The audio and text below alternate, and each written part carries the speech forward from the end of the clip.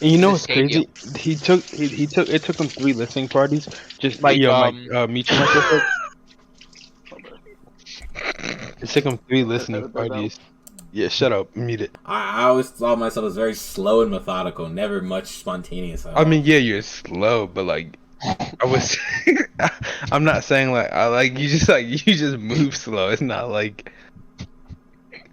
It's not like.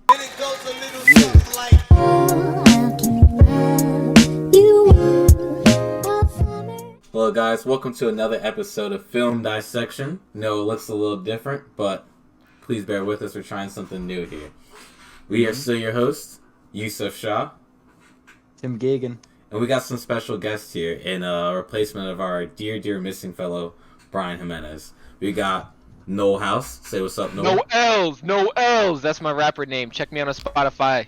We got Matthew Thomas. Say what's up, Matt. Was good.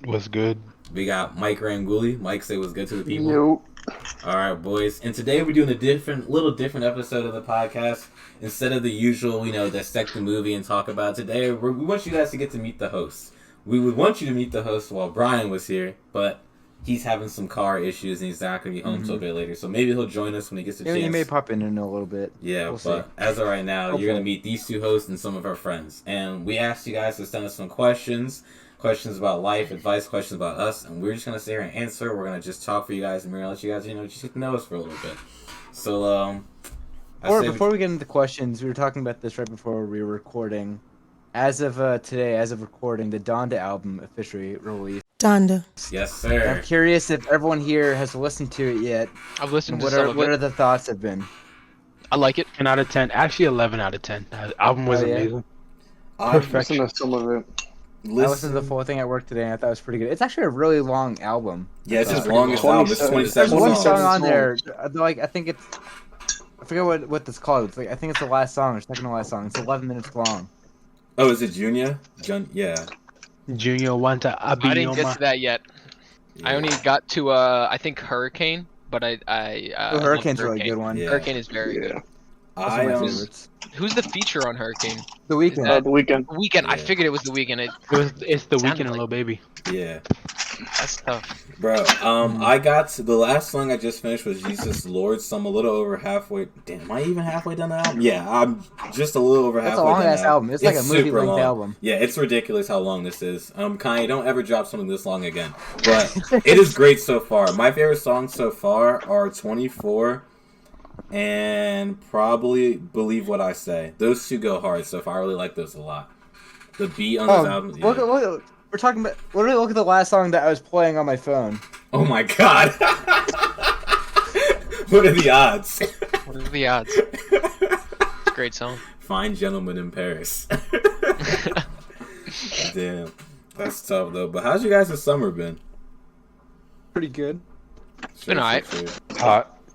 Yeah, It's been Yeah, hot. that's been hot. definitely has been hot. Tim, what you been doing over the summer? I know you was working a lot. And Oh, still yeah, I was undefeated, doing, like, the actual work, and then I had a class in the class where it ended, where we were working on a short film, and so that's been wrapped up, and we're finalizing the post-production, and it's called it's a little short film called Countdown, Countdown? and Okay. I'll talk about that more once we get the final thing done. We're still tweaking on it a little bit, but that's been a really fun project. I was the EP, the cinematographer, and I had a Blackmagic 6K Pro camera, which shot in 6K, Damn. and that was really fun to use. 6K? Yeah. I didn't know you can even shoot I didn't even know that high. existed. Yeah, I didn't know you could shoot that high. I thought 4K was the highest. That's incredible. No, you can shoot an 8K. I saw like the 8K memes, like, oh, you just got caught in like 4K, and then there's other people's like, oh, you got caught in 8K. I thought that was just a joke. I didn't know you could actually get that high. No, That's incredible. the cameras for the NFL and I think the they shoot NBA. like 8K. Yeah, they're really nice. Really nice. Oh, word. All right. Well, Took me off guard. damn. I did not. Damn. That makes sense. Like professional sports. And then also, I nice. think 2 weeks ago or a week ago, I just got back from a trip from Maine, and that was really nice. It was Damn, very what you cool doing? there. What was he doing out in Maine? Yeah, what you do in Uh, Maine? What is there to do? We went to like the Bar Arbor, Acadia area, and so we went on a lot of hikes and then shopping, and so there's a lot of mountains and stuff that we True. went on. I'm gonna post about it later on, but that was really cool. One of the mountains we went on, I think it was like our third day there. We went to like the peak, and then porcupine just walked right across in front of us. Damn, that's pretty cool. Porcupines. Do you And pick then it there's up? also, yeah. And then there was also You picked it up? Wait, actually? No, I Oh, I was didn't. about to say. Noel picked up a porcupine before. I have picked up a Couldn't took a porcupine. bite out of Actually. it. And then there's also like a little mink that ran right across from me. That was I pretty thought- cool. Minks were only in mine. No, they're real. What the fuck is a mink? Like a mink It's like a little coat? ferret. For Minecraft, aren't minks in Minecraft? Nah, No, nah. what are you talking about? don't know I what a swear, mink is. a mink is in Minecraft. Let me see. What is your definition of a mink? I'm Aren't thinking they of a like? coat for- I'm thinking of like the Pokemon. You know, like the little. Mink coke. Where do you think the fur comes from? I don't know, bro. Is it like Plary the? That's a platypus. Okay. Hold on. A mink's like a little ferret thing. How do you spell mink? With a K or a C? M-I-K. Ah, it is a little M-I-K. ferret thing. Okay. Oh, it's Huh. Mick. M-I-K? Mink. Oh, mink. Mick is a Pokemon. My grandma Mink, actually has Yeah. like 3 mink sweater or coats or whatever they are. They're very nice and Oh. very expensive. I don't know where they are, but I felt them before and they're very soft. This joint like a ferret for real. Mhm. Yeah. Yeah, I was like on this like little cliff area that was like right on the ocean. I was looking at the view. I was like maybe a foot or 2 feet away from the edge of the cliff, and then the thing just climbed up over the cliff and walked right in front of me. That was pretty cool. I've never seen something like that before. Was in it the just wild. strolling alone or was it in a Yeah, it was pack? by itself. Oh, And then on our way back home from that area, there were just a bunch of turkeys that were crossing the road. turkeys. Gobble, gobble, gobble, gobble, gobble. Shit. But that's not as uncommon. That's in our area as well. Yeah, we got turkeys everywhere. I actually saw a pack of deer today. I was on a little drive and it's about 7 or 8 of them crossing the road. Nice Hey. little gallop going on. You know where else you would see a lot of turkeys at? Del I think I State. can answer that. Yeah. Yeah. Wait, where would you wouldn't see him at? Del State, Matt. All the turkeys is there. It's mad turkey Was that everywhere weird? you look. I can tell you ain't no turkey in Lower Marion, I can promise you that. Yep. Well, If you know, you know. Alright, so Lumps. y'all wanna hop into some of these questions real quick? Okay. dive right Is in. this going to be edited? Is this gonna be Or is it edited? raw uncut? Probably raw uncut. If it needs to be edited, it'll be edited. But I mean, there'll be like, clips, but the whole podcast itself isn't going to be edited. yeah, not really. No. Unless you say something that we can't publish, and then we'll Yeah. just cut out that little audio bit. Yeah. Like who was yeah. it? All What you right. about to say? I got me sweating over here, but what you talking about? we didn't even make the 5th You gonna have to episode do- yet. You're gonna have to do a lot of editing on this bitch. Oh, damn. Yeah, no cap. This whole 5 minutes, just past 5 minutes, needs to be edited out. Why? Talking about turkeys and shit. Nah. Yeah. Nah. Drinking pita. Who's drinking pita? How do you drink Sugar and, pita? Pita. Bro.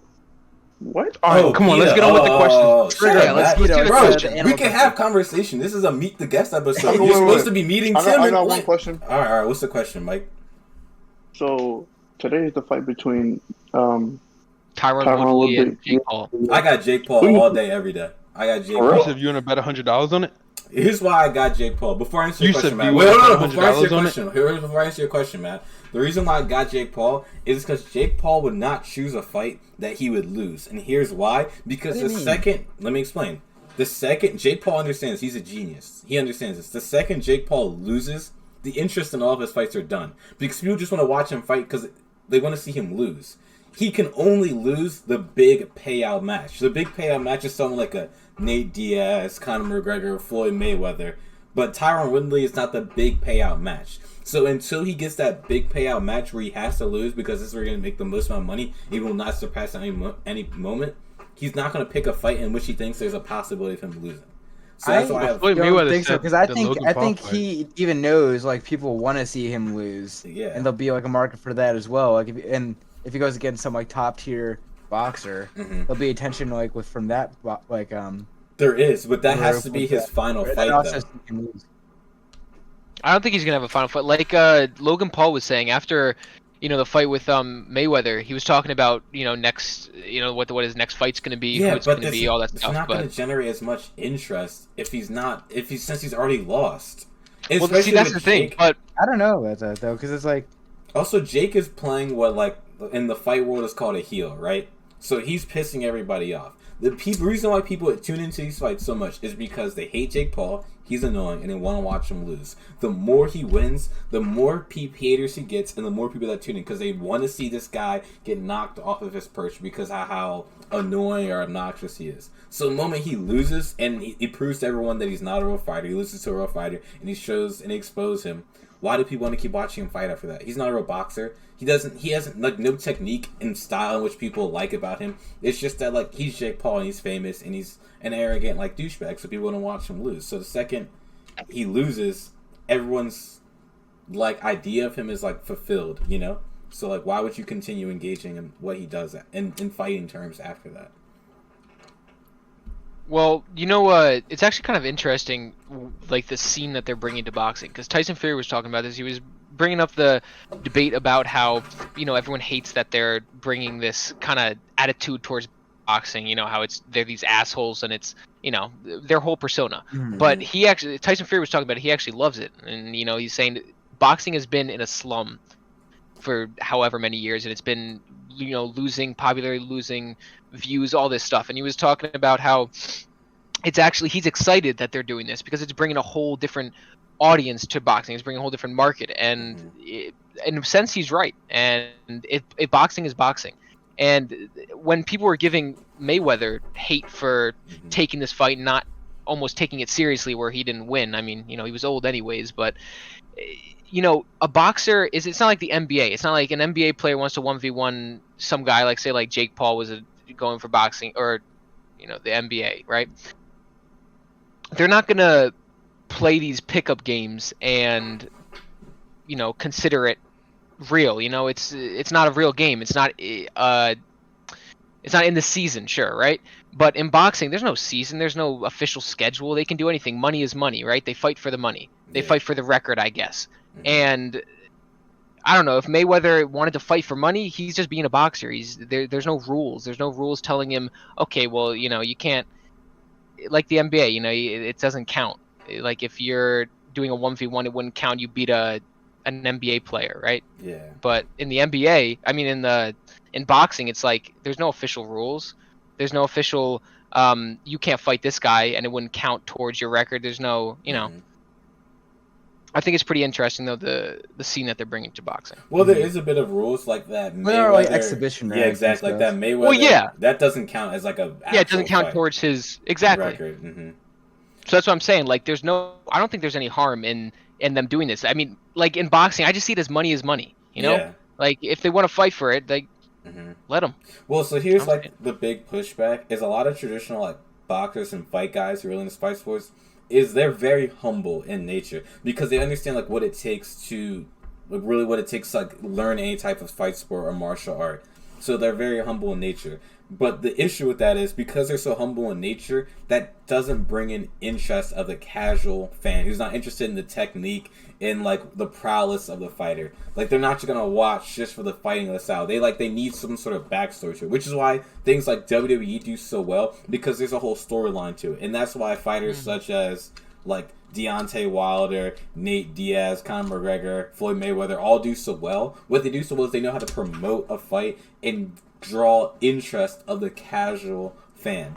And then so Jake Paul is another person at that level. Yeah, he may not have the skill that these other boxers have, but what he does have is he knows how to draw interest to a fight because of his charisma and his energy and his like ability to play the heel so well. Because UFC before Conor McGregor and Nate Diaz popped off, we'll use UFC example. UFC like wasn't really that popular. Like you had people who were interested in mixed martial arts, so they're watching it. But had guys like Conor who doing that constant shit talking.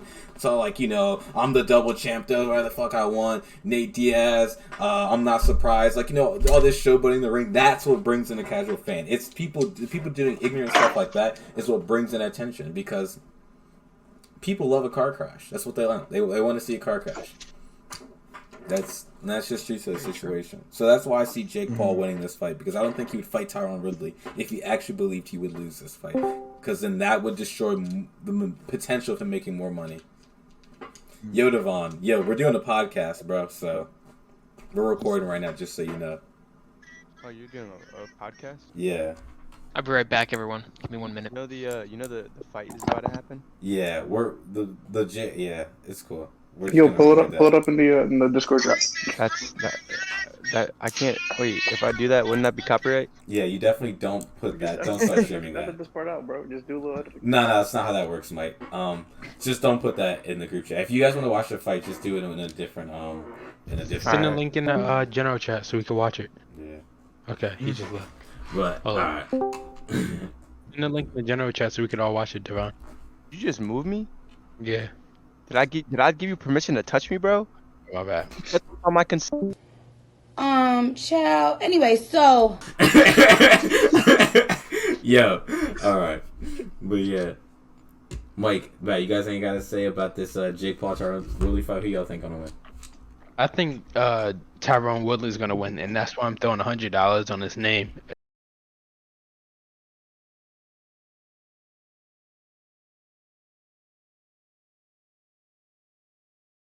To you, Yusef. 100. I'm not gonna bet you 100 on this. What about 20? Sure, I'll put 20 on it. I'll put 20 on Jake Paul. All right, word. What if it's a draw? We give each other 10. If it's a draw, there's no one gets any money. No one gets All money. Yeah. It's a lose for everyone. Wait, is it an exhibition fight or is it? It's they're all exhibition exhibitions? fights. Yeah, they're all exhibitions.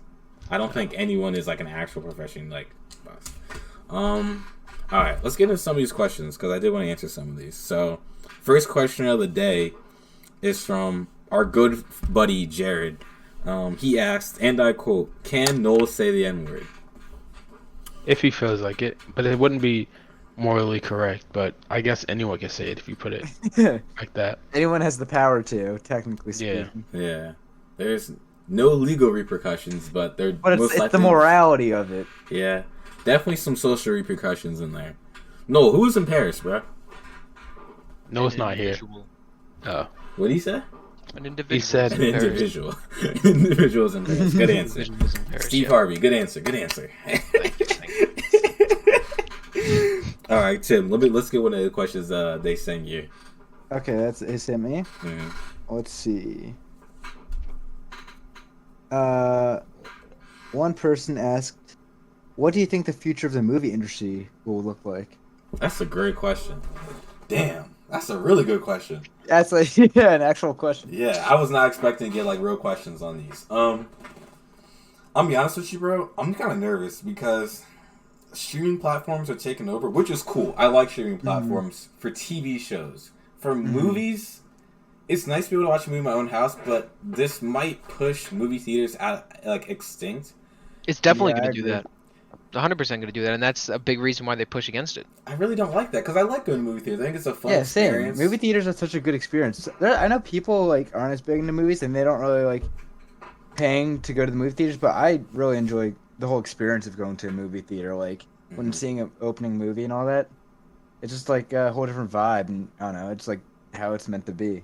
Yeah, I agree. Honestly, I think if movie theaters want to survive, they're like there are only two options you can go to. You can either go like full like restaurant type situation where like you order food like a whole meal during a movie and you watch it like that, or you don't serve any food at all, no popcorn, no drinks, no nothing. You just give them the ticket to the movie. They can bring whatever they want, but you just pay for the ticket to the movie. Now, this will then save you money on food and whatnot, and you're pretty much just showing the movie. And you're not having to spend all this money like trying to reimburse your costs of popcorn machines, soda machines, and all that. And then that way you can kind of keep yourself in I business. wonder if those streaming services like Netflix will buy over like something like AMC and own movie theaters themselves. I think Disney might do that. I don't know if Netflix will do that, but I could definitely see Disney doing something like that. Well, did you see Scarlett Johansson was actually pretty mad after her, what was it, Black Widow was released, and then it was released on the streaming platforms before it was like released in theaters and whatnot, and you know they're gonna lose a lot of money from that. So it's pretty interesting how the actors are actually gonna push back against it. No, she was mad because she didn't get a pay cut from the digital streaming services. Yeah, it's She only, Oh, it's only the portion of the theater sales, not the streaming yeah. sales. Yeah, and they kind So of and screwed her over on that. But like, yep, there wasn't people. I think they did it really- without mentioning that they were gonna do that. Mhm. Yeah. it's a big thing to not mention.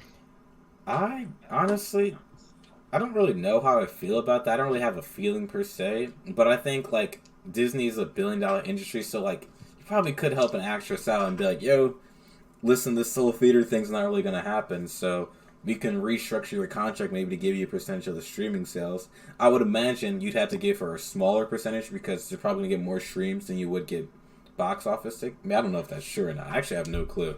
But I mean, due to accessibility, probably is true. yeah, I mean, yeah.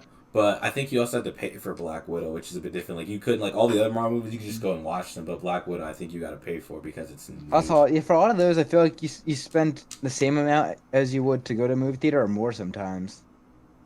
If people are paying like $30 to watch the Mulan movie, which I don't know why we'd pay Oh yeah. money to watch a Disney remake, but yeah. Yeah, I would never. Disney was actually making hella money off of the remakes. Like The Lion King, they made Oh yeah. tons of money off it. And like they set themselves up perfectly because you know, they had all the cartoons that they, you know, from past years and whatnot, and they did great in the box office. And now they can remake them in, you know, whatever it Get free is, money. like live Yeah. action. Yeah. Here's the thing. Oh. Companies like DreamWorks and Disney will never go out of business because children will always exist. As long as children exist, Unless. we killed all the kids and we just stop having kids. Unless, but no, but like children will always exist. So as long as children exist, they will keep making kids movies, and kids movies don't ever have to be good. They never have to be good. They just have to be good enough for kids to distract kids for a few hours. They never actually have to be good movies. As long as they distract, because a kid will never be like, will never walk out of A Bug's Life and be like, honestly, guys, I don't know if Disney really hit on this one. Dad, Mom, this movie just wasn't doing it for me. Because they're always going to say, oh my god, that was amazing, every time. Because they have no concept of, like, when it comes to, like, media like that, oh, what's good and what's bad in, like, the structure of films. They don't care. And they shouldn't have to care. They're kids. So, as long as they keep them distracted, the story's interesting enough, and the characters are charismatic, the parents will continue to buy tickets. Because parents aren't going to these movies for them. They're going for their kids, to keep their kids happy and keep them distracted for a few hours. So, as long as they're kids, they'll never go out of business. So, I see why movies like Mulan, the remakes of Mulan and, like, Lion King do really well. Because, like, there's a whole generation of kids who've never experienced that before. You know? I think those remakes are like the biggest cash grabs though, because Oh, yeah, they always absolutely. just are like they vary a little bit, and it's always like in a bad way, Mhm. and you know they're doing it just to get the money. Yeah. But they're like the originals are so much more superior. That's for sure. Have any of you guys seen the remakes? I haven't seen any of the remakes. I feel like I have. I don't remember. I have not seen any of them yet. But I've definitely avoided all the new ones because I'm not gonna spend money on them. Mm. Dude, you know what was crazy to me? So I was in Disney World over the summer, right? I went with my mom, my sister. You went to Disney World or Disneyland? Which one's in Florida? World. I went to Disney World. So this was crazy, right? I went with my mom, my nephew, my two nephews, and my sister, right? And there's a lot of Disney World. It's very childish. Like, I don't know if I realized that, but it is like very geared for like very, very small children. I'd say like your ideal target range is like 3 to 8 year olds. Like, that's like the ideal target. Because even some like kids who are like 9 and up, it still doesn't kind of appeal to them because they almost are a bit too big and a little too like, which is strange to say about like a 9-year-old, but a bit too mature for some of the rides. Like, you know what I mean? Because it's very babyish. It's not very extreme. But what I noticed about it is like when these kids like see these characters parading around their big statues, a lot of the kids nowadays have no clue who these characters are. Like, there was this little like montage of all the old Disney movies like Mulan, Brave, Lion King, old Toy Stories, Monsters Inc.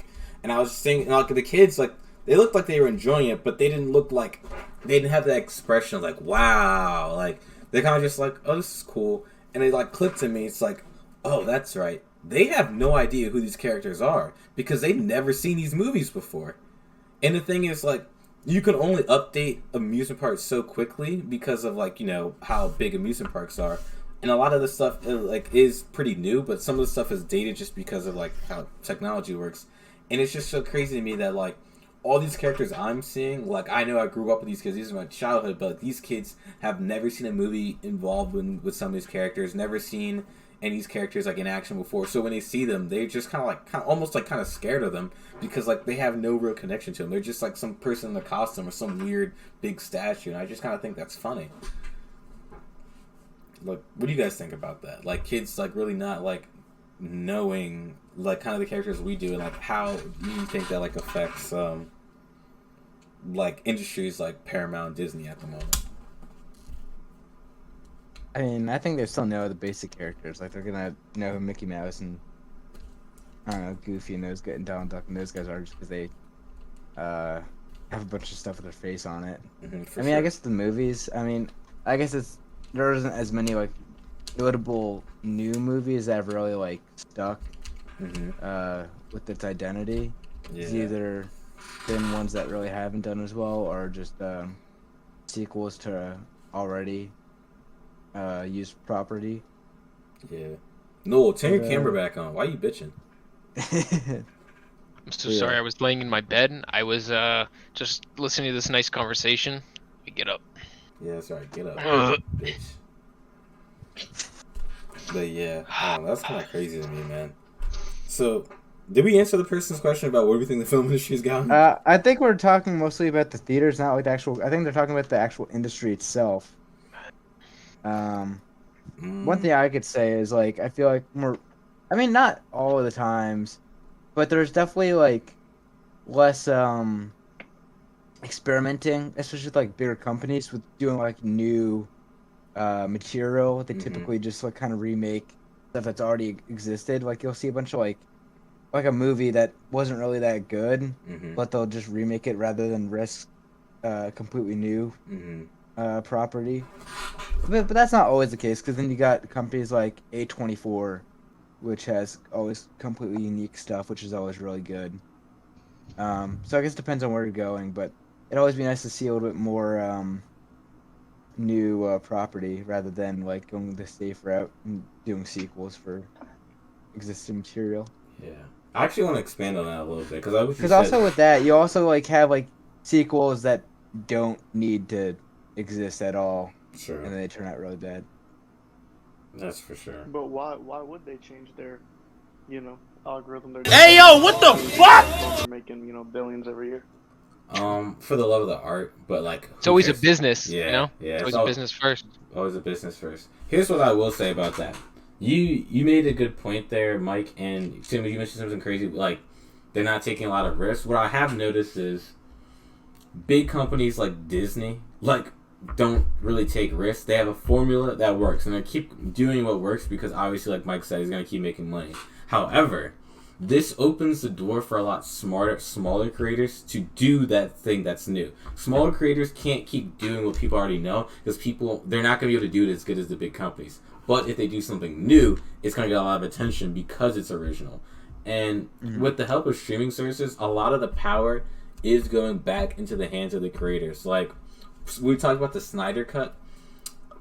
Zack Snyder got his power back, from a company that was kind of like, kind of scrapped his whole original idea. And I kind of like that. Is because he decided what he wanted to write, go on that screen. He decided how long it wanted to be. And he was the one who took the risk. And it worked out for HBO, or I guess Warner Brothers, I guess who owns that, really. And I think that's going to help a lot. And I think COVID kind of helped with that a lot because a lot of people kind of took creativity into their own hands. Like, you see a lot of new comedians coming up, Twitch, like a lot of new YouTubers, Twitch, TikTok, a lot of people blowing up from that. So I think just media as a whole, a lot of creators are kind of getting their power back, and you kind of have, because a lot of big companies are doing what works, you kind of do what you want to do, and just by kind of being yourself and being, like, original, people are kind of attracted to that. So it's kind of like blowing a lot of smaller people up. So I think that it's kind of balancing itself out in a way. I don't know. That may or not be true, but from what I see, I feel like it is. What do you guys think about that? I don't really have an opinion on it.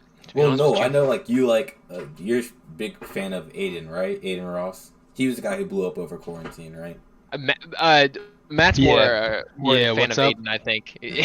So Matt, we were talking about how a lot of smaller content creators kind of blew up over quarantine, and how because big companies are kind of doing more of the same and doing what already works. When a lot of people do something different, a lot of people gravitate to that, so they kind of blow up explode really big.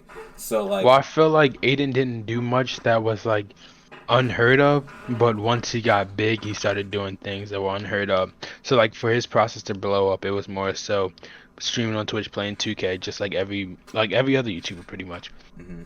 Playing Call of Duty, 2K, Fortnite at times, shit like that, and then it kind of just expanded into he blew up.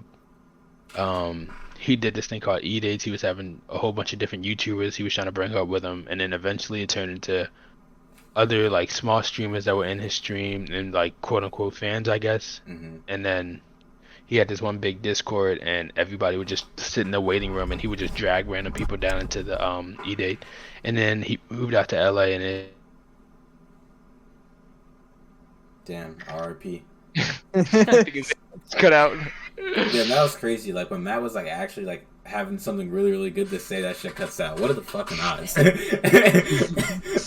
Wait, can you hear me now? Yeah, we can. Yeah, we can hear Continue you. what you were saying. Yeah. What did you stop at? You said you was talking about the E-Dates, how he's coming Dragging up. people. Yeah. Yeah. Oh yeah, and so but now it kind of turned into he has a whole bunch of bigger YouTubers. Everybody he kind of brought onto his stream.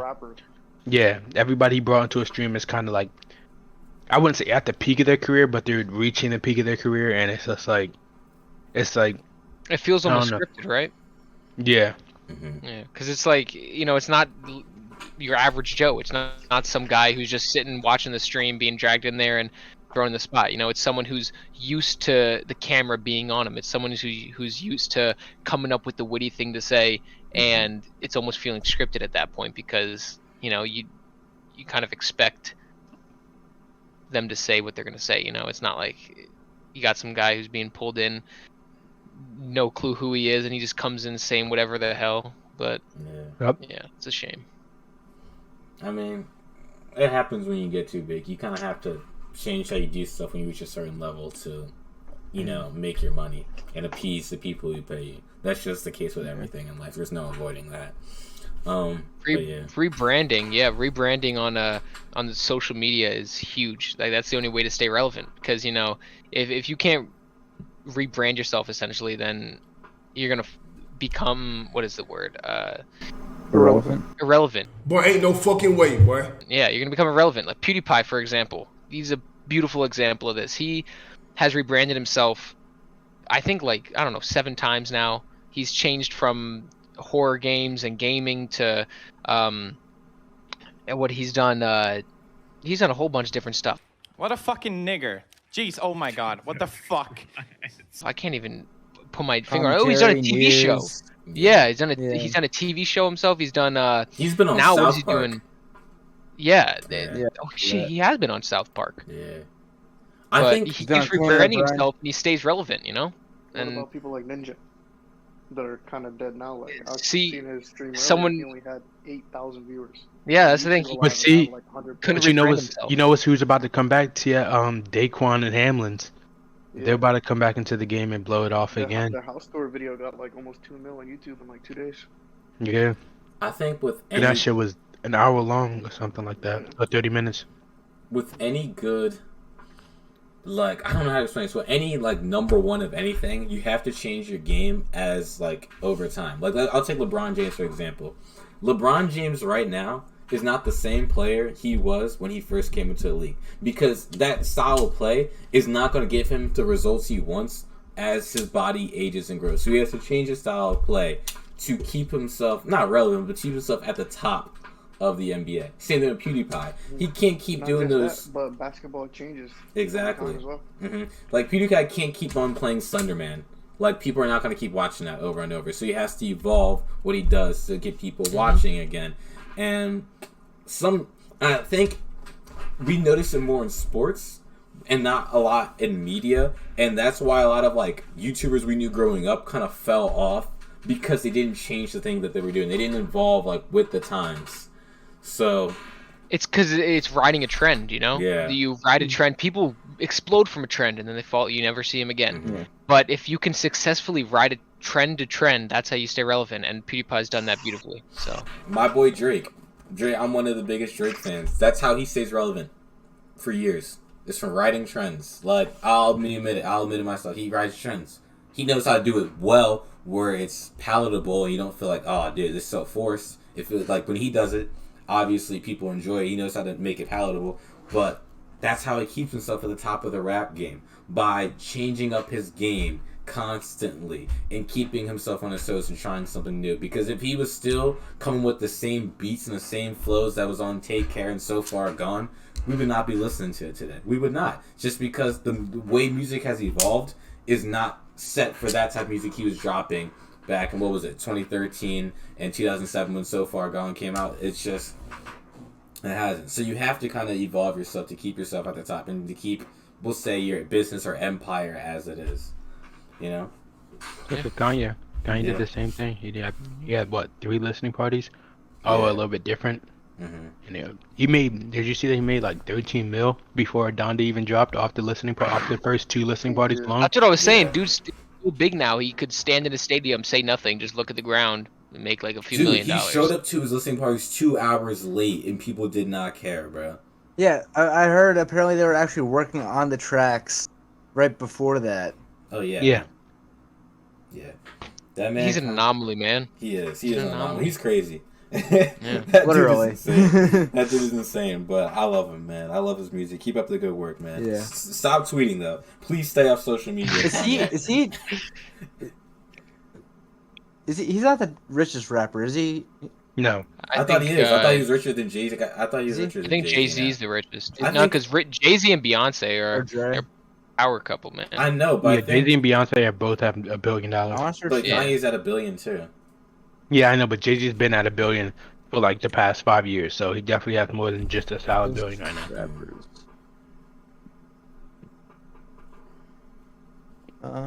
Let's see. What does it say Pharrell Williams is a rapper? He's not. Kanye net worth is 1.8 billion, and then Jay-Z's net worth is Kanye is number 1. 1.4. Yeah, Kanye's number 1.4. one. Yeah. And Jay-Z's number 2. Damn, he's 6.6 billion, and Jay-Z's 1.3. Oh, he says 6.6. I just looked up. It says 1.8 as of 2021. 6.6 Yeah, I don't think you mean billion? Is that what you 1.6. said? It says 1.8, but it does look This thing like. here, I'm looking at, says 6.6. What website you on, Timmy? Oh, Billboard.com. Billboard.com. Billboard.com definitely does say 6.6. Holy shit. When did this article come out though? You know that's still relatively poor. 6.6 billion No, is it is relatively not. poor Shut the compared fuck to up. who? Compared How- to the richest people in the world. Like, Oh yeah. Top He is five? right. He is right about that. Kanye West, we are actually closer to Kanye West than Kanye West is to the richest people in the world, and there's a huge like wage gap. Like we are so far at the bottom compared to everybody else. It's ridiculous. That is I saw a wild. video on that. Like, Yeah, I saw it. Jeff Bezos' net worth 193.5 billion. yeah, Elon Musk? No, that's Jeff Bezos. I don't even. No, I'm saying how Elon's much is Elon Musk? yeah. Elon's at a ridiculous amount, but I think it went. 185.7 billion. Yeah. That's crazy. It is Bill crazy. Gates is 131.8. Them man is different, man. That's wild. All right. It's crazy. Let's A hop lot of money on- that could have just been given away. No cap. Let's hop on another question. This is a Another good question. Yeah, it is a good question right here. What is the weirdest thing that has ever happened to you? Who wants to go first on this one? That's something I have to I have to think about it first. Yeah, give me a second. Oh, I have one.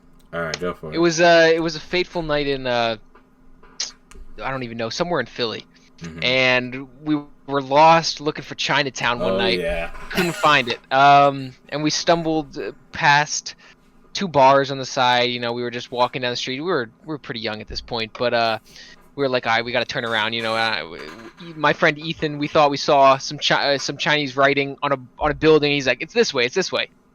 He had no clue where we were, but we started walking back, and some guy stopped us, and he started pointing at me. He's like, I don't know, started calling me Jimmy or something. He's like, Jimmy, come here, Jimmy. I'm like, all right.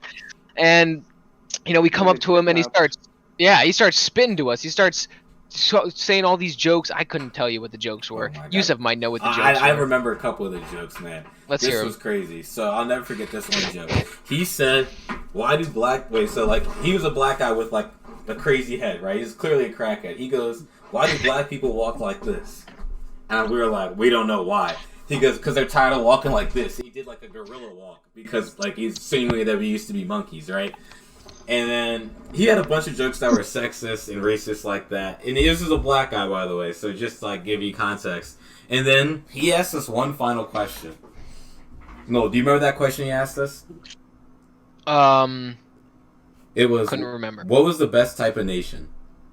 Then he takes off his hat and he says, a donation. A donation. Yeah. And no, what did his head look like, bro? Describe his head. That shit looked like the crystal of motherfucking skull, bro. That shit need to be put back on that motherfucking skeleton and taken back to space. That was horrible. He stole that shit and he never gave it back. That's horrible, bro. Wait, so did you guys give him a donation? Hell no. Bro, I told him I had no cash on me, knowing damn well I had $10 in cash in my wallet, which I used for the training. Bro, I used to have $10. Okay, bro, I'm not about to give this man no money. Tell me these whack ass jokes, bro. Like, what are you talking about? You come in smelling like cat piss. His like got oversized baggy jeans. He had more money than you. He didn't have more money than me. I had more money than you, bro. Okay, bro. Then what was he asking me for money for? He had more money than me before. He'd go get him. He's homeless, bro. He probably had more than $10 wherever he keeps his money. Okay, bro. So I had nothing to give to him. Like, I don't know what you're trying to say. Like, but this man was wearing baggy jeans like he was still living in the early 2000s, dog. Like his nickname or his comedian name, I don't know. It was Dirty Dick. That's what he went by. What? Dirty Dick, yeah. Proudly went by that name too. Very proudly, yeah. I almost wondered to myself, how did he get that nickname? Yeah, that'd be a story. No talking cap. about strangest story that happened to you. Maybe you guys should go back into Philly and try and find this guy. Not gonna happen. He might not even be alive. We don't know. Nah, I got you. If we ever get 10,000 views and 1,000 likes on one of our podcast vids, then we will go into Philly and we'll go find Dirty Dick. Yes, we will. 10,000 views and 1,000 likes. We'll go do that. We'll go find Dirty Dick. Dirty Dick. Yeah. All right, so this came up on my Instagram feed a little bit earlier when you guys were talking about the fucking movies, and I seen that Kanye's label actually released the album because they didn't want to get involved with the Drake thing. But this is a theory, the whole Drake and Kanye beef. This is a theory because they thought that Kanye was going to end up releasing the album on September 3rd, when Drake's album CLB was coming out. What do you guys think? What do you think about that, Yusef?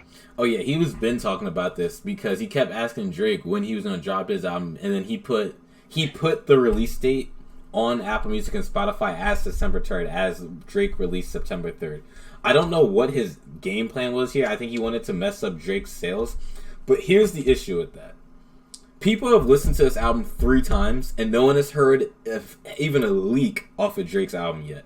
So people are still going to go listen to Kanye's album when it dropped, right? There was no doubt about that. No doubt. But a lot of Kanye fans have already admitted to themselves that they were going to listen to Drake first because they already listened to it so many times and then listen to Kanye's.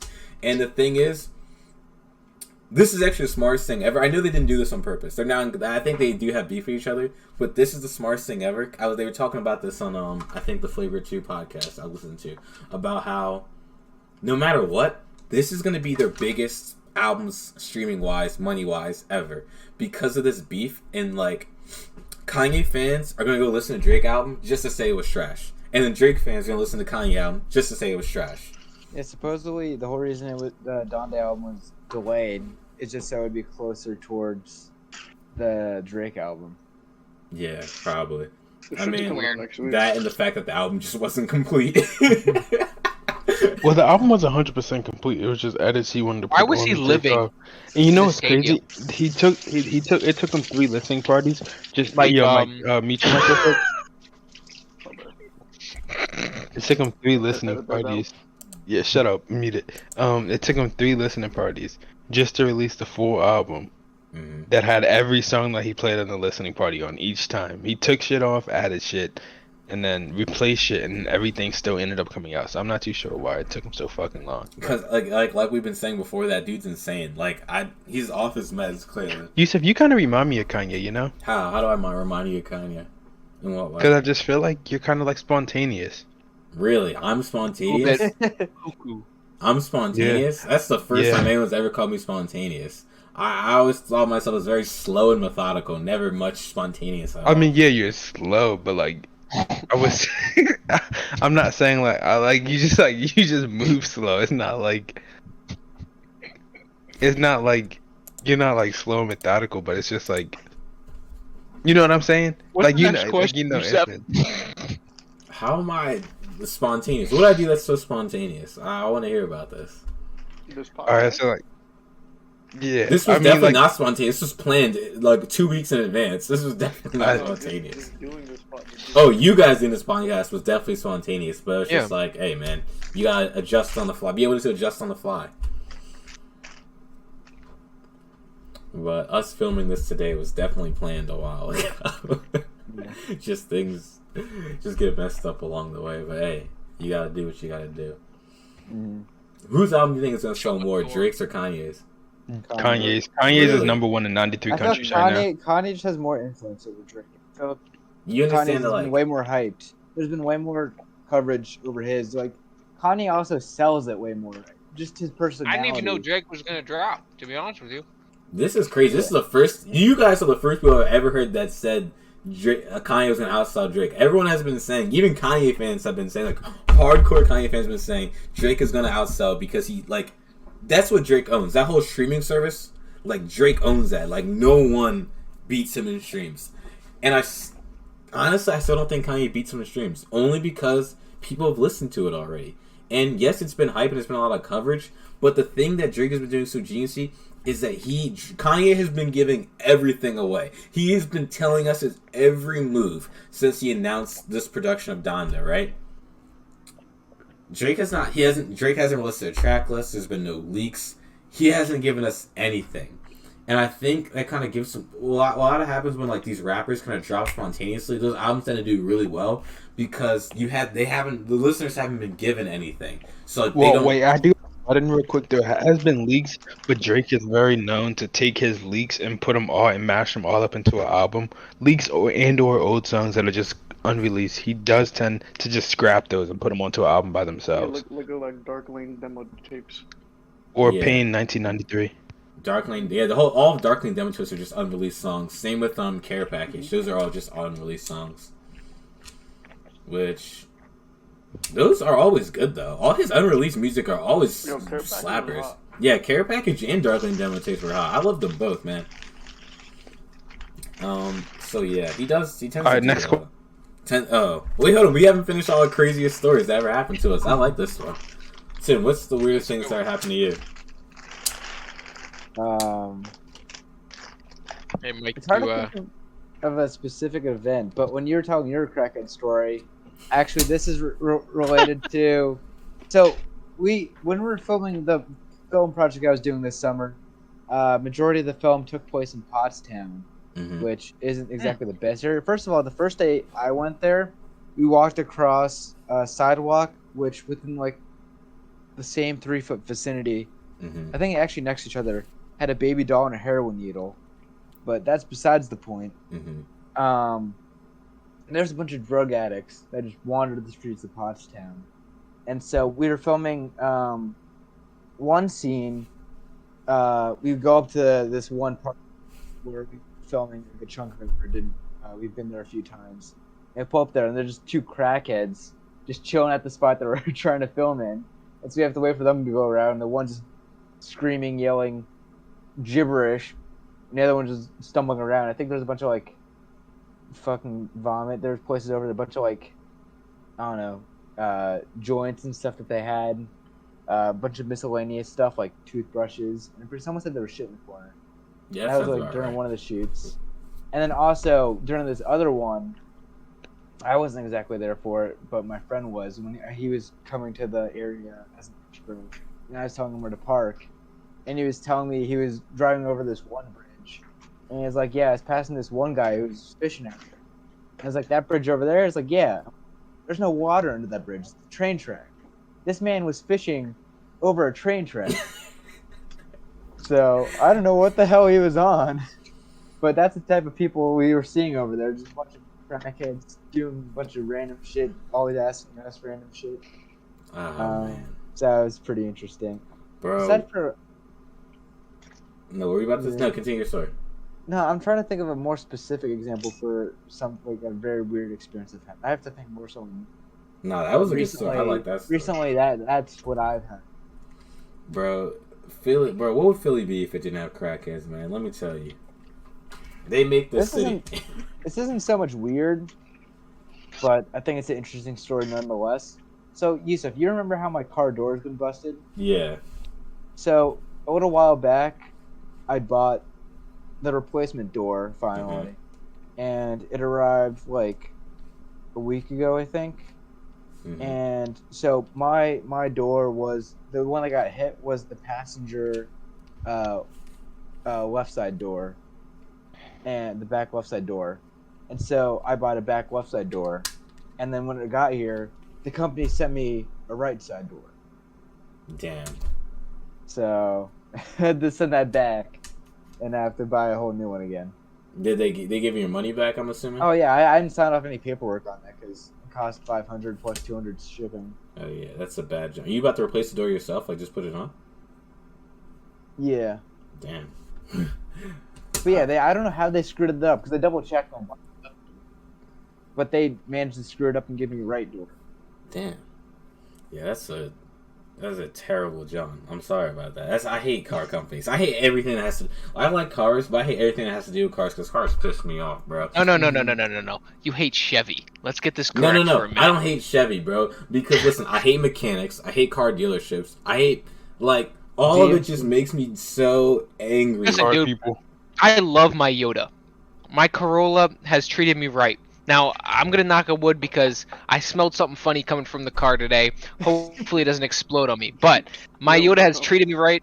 When I was driving behind you, when we was coming back from Mass, Yeah. bro, you'd be scraping the bottom of that bitch. I know, dog. It's bad. I just got the windows down, like every street on there, and it's literally all I hear. I've run through the tires pretty quick. I'm actually going to go tomorrow to a tire place, ask them if they can stretch my tires, which is it's when they to a tire place so they can stretch you out. Pause. No, you're being weird. Hold on a minute. I didn't say that. They do that at the mechanic shop? Yeah. So anyways, stretching a tire is when you have a rim that is you have a rim, right? Basically my rims are too big. They're about to give you a rim job too? Yo, no, you wildin', dog. Hey, wildin'. Wait, can we get back to the crazy stories? Yeah, you know what? Skip this. It doesn't really matter. Stretching a tire out doesn't really need an explanation this long. That's fair. Go back to the stories. No cap. All right. So what's your craziest story? This is not so much of a crazy story as more as just like an embarrassing thing that ever happened to me. Right? Are you about to talk about what you said to me at during our free that one time about the ketchup? No, man. We're never gonna the first thing is I never said that to you. You said that to me, and we're not gonna bring that up because this video would get taken down off YouTube so quickly. So no, we're not gonna say that. But I was at this party in high school. Right, this was my sophomore year. I'm not gonna use any names. So this was I was one of the 3 sophomores there. It was just mostly juniors and seniors, and I had lied to get my way into the party. I told them I was a junior. I don't know how the hell did John believe that, but I was just in there. Remember this? Huh? I was there, I think. You weren't there. No, this was a different sure? party. This was for this is never mind. Yeah. So I was at this John, right? And I came there with my buddy. I'm not gonna say his name. I'm gonna call him Chris, just for the story. I came there with my buddy Chris, right? And I'm off my ass. I'm gone. I'm done for. And there's this one girl, not the prettiest of girls, but a girl nonetheless. We're gonna call her Ashley for the sake of the story, right? So just to give a little context about Ashley, supposedly Ashley was very known for just like getting dudes and then trying to make out with them, and I had never known this, and then I also didn't find this out until after the party. But I was like gone, and we were chilling just on the couch hanging out, and something was said in this conversation that I have no real recollection of, but I recollect, like, I remember parts of this, right? And next thing I know, like, we're just having a normal conversation. Next thing I know, Ashley's face is all on my face, and I'm just not here for it. None whatsoever. And, like, the whole party stops. Like, when I tell you, it's like out of a movie. The music stops, conversation stops, heads turn, they're all just staring at us. And I was just like, I'm still just, like, out of it on this couch, bro. I'm in there in the Mortal Kombat fatality spinning. John grabs my hand and just takes me to the closest bathroom of this house. And I'm just like, yo, this is mad out of pocket, fam. And just continues to just lick my face for the next, I want to say about 30 seconds before I'm like, yo, I think I gotta go home. I hit one of those. And I walk out. My boy Chris, right on cue, walks down the stairs. He's like, yo, do you have to go home? And I was just like, yeah. And I go around apologizing to everyone at the party, right? And I'm just like in Chris's car, and I'm just like, yo, Chris, like, what happened, man? He was just like, you got with Ashley. And I was just like, oh boy. And then so I get to my crib. Ashley had somehow gotten my number, and it was just like, I had so much fun tonight. Let's hang out again. And no, I was just like, yeah, definitely. Me and Ashley never saw each other again. Wait, I think you seen Ashley. I was with you one time. Oh, and the other boy at the playground. Yeah. Took off. No cap. I went sprinting. I did see Ashley again one more time at a playground with another kid from our school, and I took off running. I sprinted away. Literally? I was like, yeah. Did she bro. see you? I don't know. Did she see contact? me? I don't know. I don't make eye contact with her, but she might have saw me. Like, I'm one of like 10 black guys in all Lower Marion, so she could have did some deductive reasoning. Lumps. And then this was the messed up part. The next day, there was this little like theater dance, and I was like just not knowing to go, and I walked past the room they were practicing the dance in, and then the girl who was in charge of the dance was like, yo, you either hop in this dance or I'm telling the rest of the school that you got with Ashley. I was just like, alright bro, chill, why is you bugging out, fam? You just got blackmailed? No cap, that junk was mad weird. So they held that one against me, but hey, it happens. Matt, Mike, you guys got any weird stories? Not off the top of my head that I could think of like that. Matt, how about when that one boy tried to take your hoodie?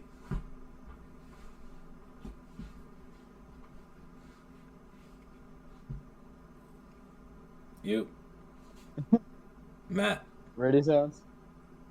He's gone again. R.I.P. to Matt. Mike, no funny. Alright. Damn. Matt, you back? Hello, can you hear me? Yeah, we can hear you.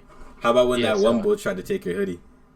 Yeah, I was just chilling at a party, and then I walked downstairs, talking to everybody, greeting everybody, just chilling. And then come back upstairs, I had to go outside real quick, take a phone call, and I go looking for my hoodie, obviously, because it's fucking cold. And then, I look for my hoodie, I go around asking, have you seen a red hoodie with Jesus on it? And, like, as odd as that could be, it had Jesus on it. And then I went downstairs, and they're like, oh, yeah, Jacob took it. And I was like, okay. And then, so I go downstairs looking for Jacob, and he says no. And then he says, oh, my friend may have it. And his friend says no. And I was like, all right, like, your friend said it was in your bag. And then he opens up his bag, and he's like, oh, yeah, like, I just didn't realize it was yours, like, my bad. And then he handed me my hoodie, and that was the end of the story. Now, this Jacob kid. Now, did you know he was lying when he told you, I think it was... Yeah, everybody at the party had already ratted him out. Like, I knew he had it. I just didn't have... He probably didn't want to give it back to me, but... Now, if he wasn't going to give this joint back to you, would you have smacked the goofy out of him? Yes or no? Would have spit on him. That's a terrible John. But hey, it'd be like that sometime. Don't steal my boy's hoodie. All right, let's get a question, Tim, from you. Okay, another one. Yeah. Let's see. This is a quick one. Someone just asked me, "Can I be on the podcast?" This is for any listeners. I think we can all answer this on 3. 1, 2, 3. No. Nah, fuck no, bro. What are you talking about? Be on this podcast? Do you understand what it takes to be on this podcast? This is a very select years of training, group okay, of people. These are guys who watch films for hours, dedicating their lives to the craft that is dissecting cinema. Do you understand? But You this, think you this podcast best specifically of is the not best. about films. So before we get beside ourselves, Yusef, listen, man. All I'm gonna say is, you need years and years of training, practicing, tryouts to even be considered. We have many people who want to be on the list to be guests on the podcast. Hey, hot take. Sharknado should have won a Grammy. Anyways. See? Do you have the courage to say an unpopular like people opinion who like that? would be on this podcast wouldn't like have the knowledge and foresight of saying something like that. Exactly. Like, so am I hearing that Noel has taken the first boot out of the podcast, or? Nah. Noel has courage. What we like here on this podcast is courage. And that's what Noel Oh, has. well, if that's the case, then Gunna Shit is the best rapper. Precisely. Things like that take courage to say things like that. So, honestly, like, listen, man. I don't know who asked that question, but we'll cut you a break, right? You DM me or Tim or Bryan, right? Saying, Or me. Or Matt, really. And I'm the executive producer of this podcast, by the way. You lying? Yeah. And you just asked for, we'll give you a podcast tryout, right? But let you know, the podcast tryouts are very rigorous. You know, they're not for the weak-minded or the soft stomach. You have 30 seconds to answer any question that will be A lot of physical and mental training. Mm-hmm. And there will be a physical part of this test. Do not forget about that. We all had to do it.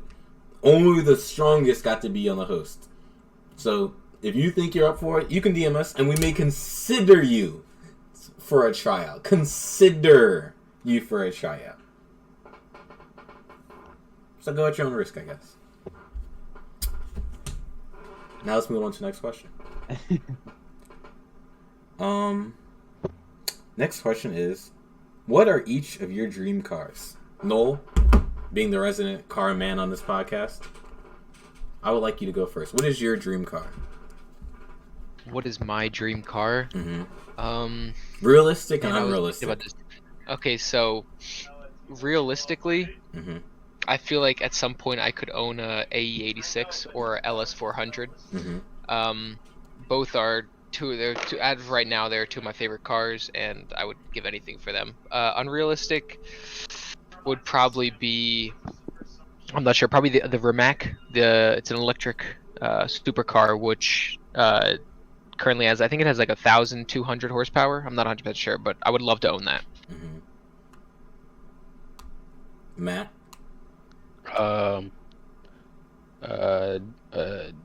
Dodge Charger Red Eye. Mike? Oh, wait, Matt. Realistically and unrealistically. Oh, unrealistically, probably a Koenigsegg Agera. Damn. Koenigsegg. Alright, Mike, you? Realistic and unrealistically? Realistically, probably like a Tesla Model S Plaid. Unrealistically, probably like a Pagani Hybrid. Ooh, Pagani. I like that. That's a good answer. Good answer. It's timeless, man. You see the interior of them, bro? Yeah. It's timeless. Pagani, that's a good one. Good answer. Realistically, for me, C7 Corvette Stingray. Unrealistically, actually no, realistically either a C7 Corvette Stingray or a Mercedes SLS. Unrealistically, Mercedes SL300 Goldwing. That's a $10 million car, so unrealistic. I don't understand I ever own that. Tim, how about you? My realistic is also Tesla Model S, and then I think unrealistic would be Lamborghini Huracan. Good answers, boys. Tim, take us off with another question. Another one? Okay. I think this might have been my favorite question that I got. It's what is the optimal amount of slices of cheese on a grilled cheese sandwich? 2. One Full for each side of the bread. Full slices? Do we have to give full slices? Yeah. I actually got great insight into this because I work I'd at say Wawa. 2 or 3. I would say 2, 1 for Definitely each part of the bread. 100% depends on the bread. Mike has a good point there. It does depend on the bread, but I agree with Like, Tim, if 2 you or have 3. if you have like a 12-inch like Amoroso roll or something like that, or if you have like, you know, a big fat ass slice of sourdough bread compared to like 2 pieces of like white bread. Yeah, 2 pieces on the white bread.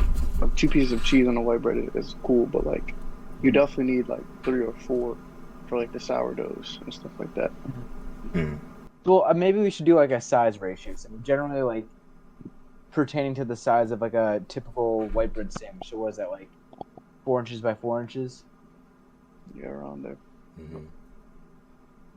I never actually put a ruler to the side of bread. Yeah, Well, Tim, how do you know that bread's 4 inches, bro? Like, that's a little suspect. I'm just trying to measure it up with my mind, you know. Measure it up with your mind. Why do you have like some measurement in reference for it to know it's 4 inches? It's just so strange that you chose. All right, that. next question. Next question. Next question. All right. Cause Yusef. What did I do? What did I do? They Talk about flag the in slice this of video. cheese. You Well, what did I do? Pushing your hand. All right. Damn. We need Next answers. question, go. This is a good question. Why did you choose your field of study / profession? Who wants to go first on this one? I'll go first. Okay. I graduated. So, I originally went into college doing digital art and multimedia design, which was basically like kind of like a communications and a digital designing degree with Photoshop and the whole other different kind of various designing software. So I went in one semester. Mind you, the only reason I picked this class was because in high school I took a computer animation class and I really liked it. So that's why I went into LaSalle. That's the college I graduated from with it. I went in there and I was ass my first semester. It was pretty bad. Like, I didn't really like doing that. So I was taking a Foundations of Business course during my freshman semester, and I switched into business the spring semester of my sophomore year, and I went for marketing. And by the end of it, I'll be honest with you, I really don't even like marketing. Like, I kind of hate it. Damn. So yeah, but I graduated, so I gotta do what you gotta do. That's true. And there's a lot of money to be made, so that's all that matters is money. Never get it twisted, people. The only thing that matters in this world is money. If you think that's not true, you're gonna die poor and cold. just know. All right, Matt, why'd you choose your major / profession? I chose sports management because I'm very interested in sports, but not like. I've always been asked this question, why sports management? But it's more so like I've never been really interested in playing professional sports, but I've always been interested in the field of being involved in professional sports, rather it be sitting at the front desk, like admissions office, players play cuts, and what my main goal is out of this major is become a social media agent. Whereas like I don't know, like I can't really explain it because it may not make sense, but if you look it up, you understand why. No, I get what you mean. Social media agents make a lot of money, and you can. It's hard though. It's hard. Yeah. To actually make a decent amount of money doing social media, because a lot of people could easily pick up that thing and run a Twitter account, run a Facebook. You know, it's hard. It's really hard to like become the top 20%, top 30% of social media people. I mean, but that's how it is with every field. So yeah, it all just depends on how you do it and what your qualities are and what your skills are. It really depends on the person. Like it comes down to how creative they can really get with the whole social media platform. Honestly, those Matt, are the people that make the big bucks. I would recommend you learn how to edit, because if you learn how to edit, you can make 2-star recruits look like 4-star recruits, maybe even 5-star recruits, if you know how to edit properly. And you can really blow up some of your smaller clients. and then that will help you move on to some of the bigger plans for social media. So honestly, I mean, look I into would that. I would even go further than that, bro. I would go into studying the algorithms of every single platform, like the big five, like Instagram, YouTube, Twitter, TikTok, and like Snapchat, and really try to get down and start studying like the algorithm and stuff like that, and like know the data and now analytics behind the platform.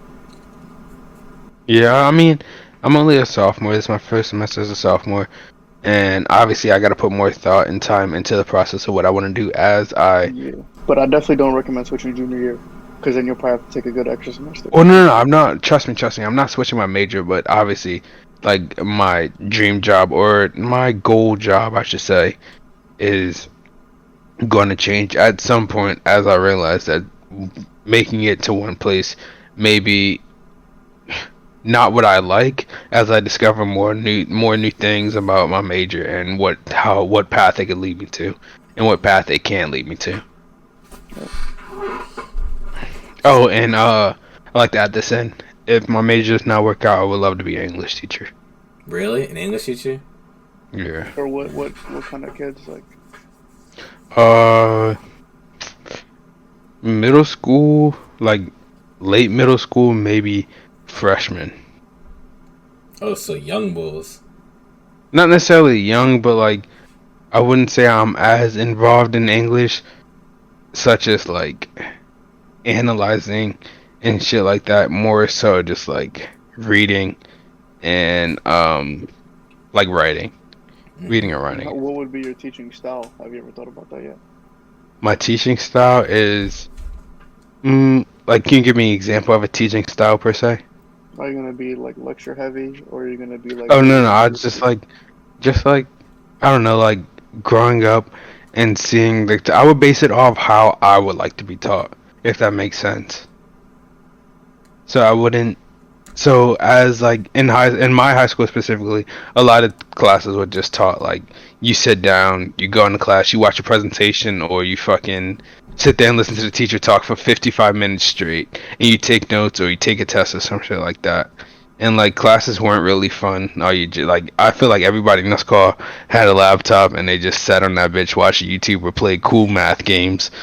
But like, or Tetris is really big in my school. But or Snake, that was big. Yeah. Snake, Tetris, And, Run 2, Run 3. But yeah, I just feel like I'll try and put myself in a position where the students are and have them learn the way I would make it learn. And obviously I would accommodate for those who can't learn, because not everybody learns the same way. I'm more hands-on and like simple instructions, and then from there figure it out yourself or ask if you can't figure it out. But like I'm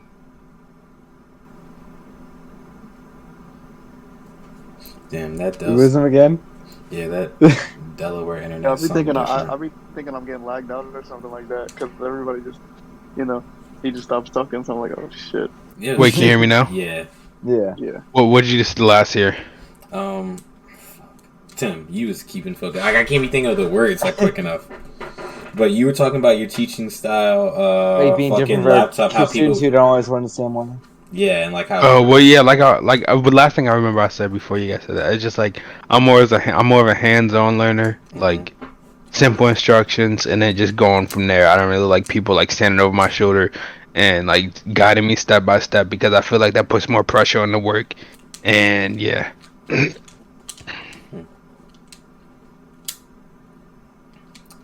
Who else is there? Do I go or you go? I was gonna have you go last, Tim, but if you want to go now, you can go now.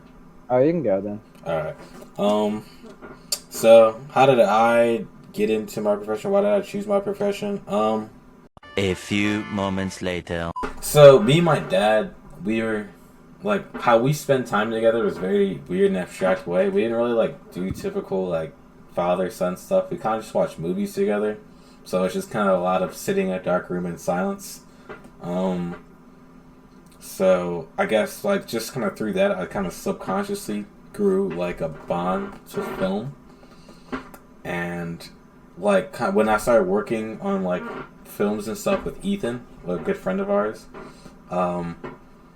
it kind of like proved to me that like, damn, like I really like this, and like I would enjoy to make a career out of this. Like I kind of, I just love that idea of just making something. I've always been inclined with like art and stuff like that. I've always been a heavy art bull. Like just everything I do. Like I did theater in high school. I took art class. I took AP art. Like I take film classes. Like, you know, I've always just been into all different just types of art. So it's just like kind of film and television, animation just kind of like helps me like bring all those things together, really, like all different types of art that I like. So and I enjoy just collaborating with other people because I enjoy talking to other people. I enjoy getting different ideas, different perspectives on life. I think film is a really good way to like do that. So that's kind of how I really got into my profession. And it's kind of crazy because every day I do this profession, I'm so scared because honestly I feel like nothing's ever going to work out. I'm trying to failing, but you know what, that's just part of life. Usually I keep pushing through. So that's how I got into film. Mm-hmm. Is there anyone else that has to go before me, or am I last? No. Are you able to... Is it loud in your room still, or are you able to go? Honestly, you might as well just go, Tim. Alright, Tim, you got it, bro. You said it loud twice, but honestly, I haven't heard a single peep. Exactly. But we're just gonna let that one slide. No cap.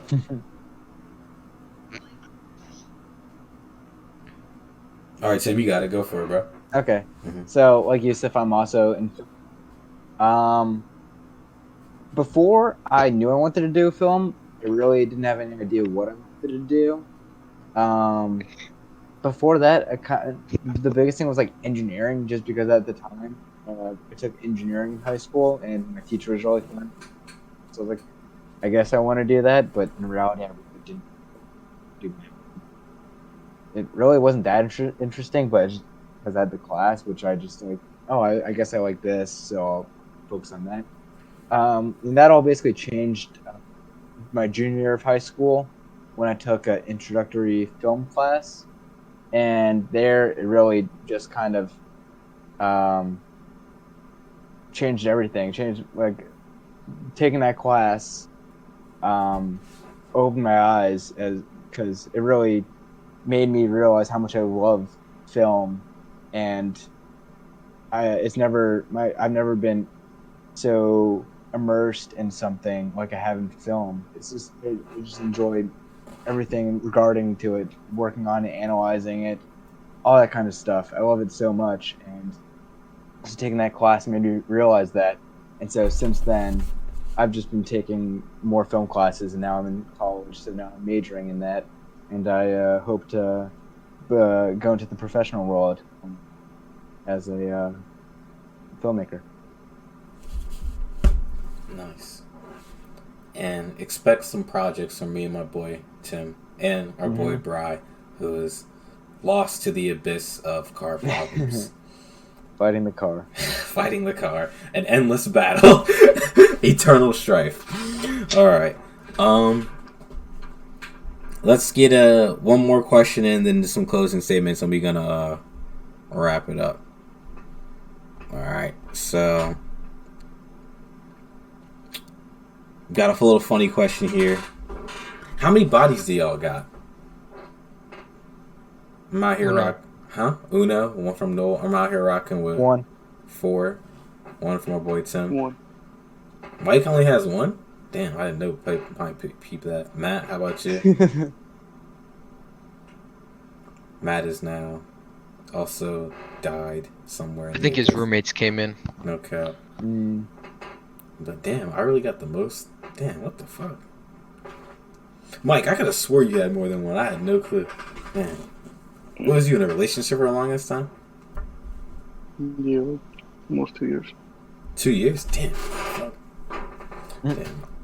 How do you get a girlfriend? I'm lonely. Nah, fuck that. Single life forever.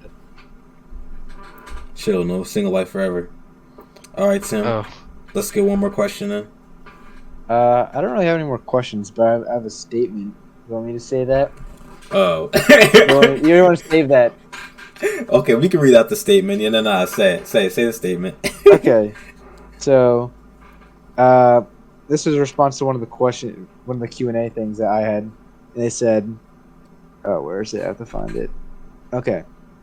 Not a question, but Yusef is still fine as hell. There we go. We got people simping over Yusef over here. Keep the Yusef simp train coming. Keep the Yusef simp train going Don't at feed all into him. times. If you Don't feel like do you it. need to be a simp for Yusef, hey, I'm not gonna stop you. You're not that guy, pal. Trust me. You're not that guy. I'm not gonna stop you. You know what I'm talking about? Like, that's how I keep it. So, one's in the chat, even though we're not streaming. One last question. Did you guys shower today? I have not showered today. I showered right before the podcast because I came back from 9.5-hour shift and I felt gross as hell because I was dishwashing and I had a bunch of water and food on me, so I had to shower. Mike, Noel, did you guys shower today? Not yet. I showered 2 times today, actually. 2 times today? 2 times. Damn. Yep. Why do you have to shower twice? Well, this morning I felt a little bit dirty, and I had a meeting with my advisor. So, showered before then, and then throughout the day I just got sweaty. You know how it is. So I rinsed off after, and then that's about it. You know, they technically, you shouldn't even shower, they say daily, because it can be bad for your skin because it dries out your skin. That's why we moisturize our skin with things like lotion. Who doesn't moisturize their skin? Speaking of, what's a good moisturizer to get? Jergens. All right. With shea butter. Actually, you don't need. Just get original Jergens. You don't need shea butter. Oh, okay. I want to smell good though. Like I said, just get Jergens. You don't need shea butter. No. All right, so let's get some closing statements from everybody. That was all of our questions pretty much. So, anything any guys want to say to our loyal fans out there, if we have any? I loved for y'all having me on the show. Thank you so much for having me. This was great. I hope I can be back another time. You know, talk some more about TV shows and the world. You know. No, we would love to have you. Has anyone watched anything good recently? By the way, anything that they found? I watched Cars yesterday. It was quite interesting to watch Owen Wilson speak through a car's mouth. You never seen Cars before? No, I have. I just decided to rewatch it. Sure, Cars is a great movie. I watched Lupin on Netflix. There's something I saw the other day that was really good. Oh, how was that? Lupin is really good. My mom kept bugging me to watch it, and I finally gave it a chance. And she was right. It was a good show. It's a French show, so you can watch it like French with English subtitles, but they also have an English dub, which the voice actors for the dub are good. It's just that like the dub at times you can tell doesn't match up with the lips. But like if that doesn't bother you too much, I'd 100% give it a chance. It's a great story about like Arsène Lupin, this guy named Hassan Diop, whose dad is wrongfully sent to prison, and he uses like the schemes and tactics of fictionary character gentleman burglar Arsène Lupin to help get avenge his father's wrongful sentencing. And it's a really cool and like unique story, and I think it's really interesting. It's very now you see me, like, you know, kind of like you gotta watch it twice to notice what's going on type stuff. Mike, you watch anything good? The only shows that I really watch right now is just like Boruto. Boruto, really? Damn, people are drawn on Boruto. I haven't even given that show a chance because I know I've just heard all bad things about it, so I don't want to ruin my opinion of Naruto. I don't really watch any other shows, but it's entertaining to me.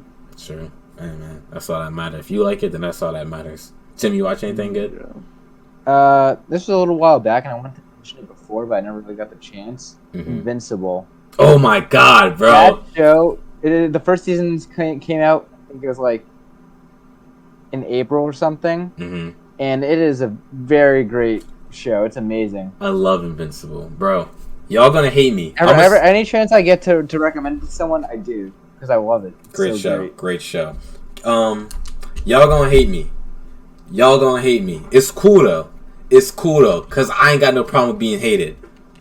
Amber is my favorite character, and I stand 10 toes. I stand 10 toes.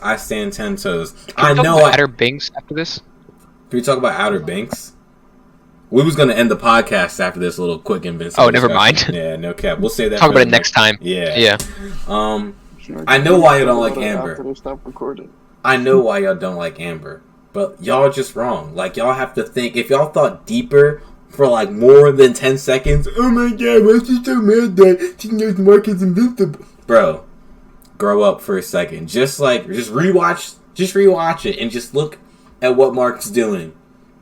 And just think about it like in a realistic scenario, not the fable, fairy tale, superhero story you guys are also used to every single day of your lives, you idiots. Amber's the best character. And that's all I gotta say. Comment down below who you think the best character is on Invincible, so I can then reply and tell you why you're wrong. But, yeah. Alright. Are you on the Amber hate train, Tim? Yeah. Racist. My girlfriend really hated her. Amber's the best. I love Amber. But yeah, it's a great show. It's basically, if anyone doesn't know what it is, it's like this cartoon like universe where their universe is it's pretty much like almost copying like the Justice League, where it's kind of like pretending to be them, and follows this kid Mark, who is the son of Omni-Man, which is that Superman, and Mark gains his powers, and as Mark gains his powers, this world's version of the Justice League gets fucked up, and they're trying to investigate what happened to them. Meanwhile, Mark is experimenting with his powers and using this new superhero vacuum to figure out his powers. All while it's animated, and it's also very adult, which you might not expect. Yeah. I will do this, though. I think we should take an episode of the Film Dissection to talk about Invincible. I really think we should. Mm-hmm. Yeah, I'd definitely do an episode on that. Because I do want to explain why... And you need to go into spoilers for that stuff. That's fine, yeah, exactly. And I do want to explain why Amber is my favorite character. Because I know why me saying that, I sound like a maniac from just, like, the naked eye view. But I do have a reason of why that you may feel a bit more sympathetic to Amber if I at least explain my point. Maybe, maybe not. But I would at least like to explain why Amber is not as bad as a lot of you guys put her out to be. But that's all we got for this episode, guys. I want to thank our boys Matt, Mike, and Noel for hopping on as special guests on the podcast. Thank you for having us. Of course. Really appreciate it. We would love Also, to have... breaking news real quick. This needs to be said. Jake Paul won the first round 10-9. Nice. So, We'll definitely be watching that as soon as the stream is over. No, I'm looking at live updates. It's text. So So yeah, right to the body for Woodley. He's having trouble throwing more than one punch at a time. The size difference for Paul is showing. Nice jab to the body from Jake. Round 2. Anyways, so thank you guys for watching this episode of 5 of Film Dissection, the Meet the Host episode. We're going to be doing these every 5 episodes. So episode 10 will be another one like these. Episode 15, episode 20, and so on and so forth. So thank you guys for watching. Continue to support the podcast. Share with your friends. Like, comment, subscribe. Remember, Film Dissection is out on all streaming platforms, all platforms you can get your podcast. So go check it out. And YouTube. Now with video. Now with video. Brand new. So please go check it out, you guys. You can see our faces. Or some of our faces. Every little thing you guys do helps a lot, and we really appreciate the support. So thank you guys so much. And don't be afraid to give us feedback on anything. If you want us to talk about something, reach out. That's true. Leave your recommendations, feedback. Everything is welcome. Thank you guys. And Bri, still fighting that car. We praying for you, bro. We praying for you, dog. You gonna make it out. We promise you gonna make it out. But anyway, guys, thank you for watching. See you. See ya.